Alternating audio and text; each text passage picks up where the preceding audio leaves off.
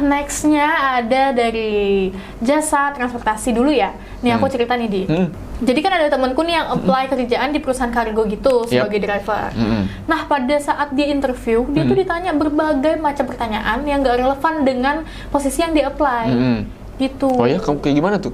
Iya, jadi dia ditanya tentang pengalaman kerja yang dulu, yang nggak relevan dan nggak diperlukan sebenarnya untuk tujuan perekrutan itu. Wah, perusahaan itu sih melanggar prinsip minimalisasi data sih. Harusnya perusahaan tersebut hanya mengumpulkan informasi atau data yang memang relevan.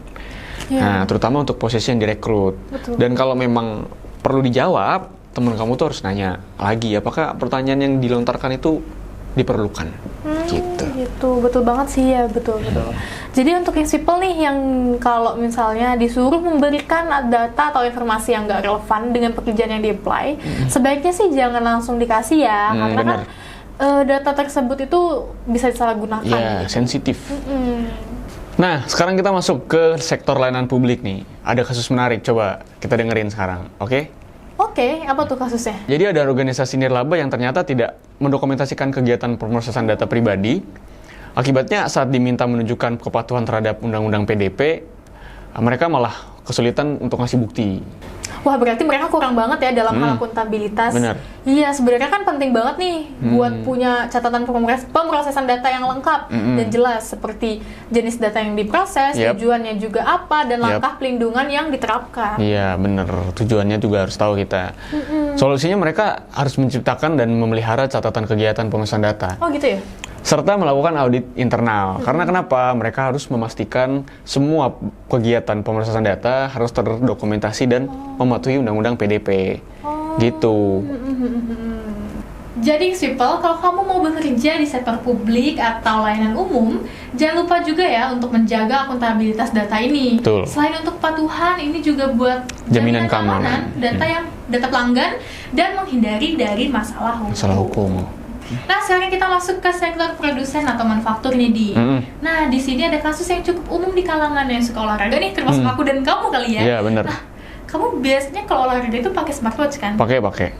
Nah, biasanya kan smartwatch ini bisa ngehitung detak jantung, kecepatan, dan juga rute lari kan. Nah, tapi tuh kamu sadar gak sih, Di, kalau misalnya nih, data yang ada di smartwatch kamu kan biasanya muncul di aplikasi dong, ada aplikasinya kan. Nah, emang kamu yakin itu bakal akurat? Datanya itu akurat? Emang akurat ya? Iya, karena kan gimana ya, bisa jadi nih data kita tuh bisa kecampur sama orang lain. Wah, gitu. Bahaya juga ya. Atau data yang kita dapatkan itu tuh tidak diperbarui. Jadi informasi yang dihasilkan juga nggak relevan. Mungkin solusinya tuh apa sih? Solusinya si produsen atau platform itu harus cepat tanggap sih, memeriksa kembali data yang udah diunggah dan segera memperbarui atau memperbaiki data tersebut. Kalau informasi baru yang membuktikan apa adanya ketidakakuratannya nggak bagus, harus dicek lagi. Iya, setuju banget. Karena prinsip akurasi ini tuh penting banget nih di UU PDP. Jadi, kalau ada data yang nggak akurat, ya segera lakukan koreksi lah untuk menjaga kepercayaan pengguna dan mematuhi regulasi. Ya, jadi buat Inks People yang aktif pakai perangkat smart seperti SmartWatch tadi, penting banget nih untuk mastiin produsen mematuhi prinsip akurasi. Dan kalau emang ada data yang terasa nggak bener, jangan ragu buat komplain. Betul banget, karena kan kalau misalnya nih datanya tiba-tiba nih detak jantungnya tinggi. Beda. Iya, terus kan kita panik dong. Iya, padahal kita nggak lari gitu ya mungkin. Iya, aneh kan. Ya, jadi berbagai kasus tadi tuh kita bisa lihat ya betapa pentingnya mematuhi Undang-Undang Perlindungan Data Pribadi. Jadi nggak cuma buat perusahaan besar, buat kita sendiri sebagai pribadi, organisasi yang menyimpan data pribadi juga punya tanggung jawab besar untuk menjaga data-data kita sendiri. Iya betul. Nah, karena kan di setiap sektor punya tantangan masing-masing nih dalam melindungi data. Betul. Makanya kita sebagai pemilik data juga harus lebih waspada ya dan paham hak-hak kita. Nah, buat Inks People yang mau tahu lebih dalam soal perlindungan data pribadi, kita lagi ada apa nih? Kita lagi mengadakan workshop PDP. Nah, jadi workshop ini tuh workshop terakhir di tahun 2024 ya dia. Betul.